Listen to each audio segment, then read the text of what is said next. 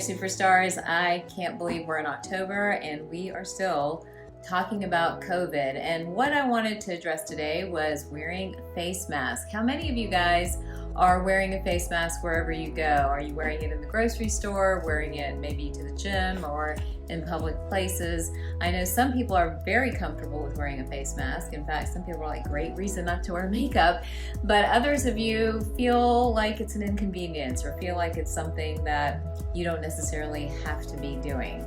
Well, here's the download on face masks. We know that face masks protect not only you, but your neighbor or the person sitting next to you. And I think as we watch what's unfolding right now with the White House and with so many people in Trump's inner circle, we see the importance of continuing to protect ourselves and to protect our neighbors when it comes to the transmission of this particular virus. I want to remind you all that coronavirus is spread through air, but again, at a distance under 6 feet. It's spread through respiratory droplets, which, as we know now from study after study and all the different research, lives for up to 3 hours, usually not more than that.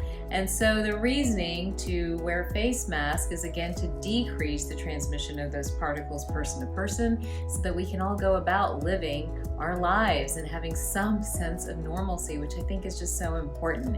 In Europe right now, they're starting to institute, I believe I read in London that they're instituting the rule of 6, where if you don't stay 6 feet apart, have groups greater than 6 people gathering together in private homes and in communities, then you are allowed to report it to a particular agency or number. They're trying to really clamp down because they're starting to see this spike. Again, that rule doesn't apply to schools and universities, but we don't want to go back to that. We don't want to go back to quarantine or being distanced and isolated from each other. So I think a face mask is an easy thing to do. So I encourage you all to continue to wear your face mask wherever you're going. It really doesn't matter the more we look at it. 1 ply, 2 ply, 3 ply. Again, if you have at least two ply or a little bit of thickness to the fabric, then it prevents airborne transmission from person to person, but just wearing it makes a difference. So hand washing, wearing that face mask, these are things that still continue to matter and will hopefully keep us functioning and not having to shut down and be in the position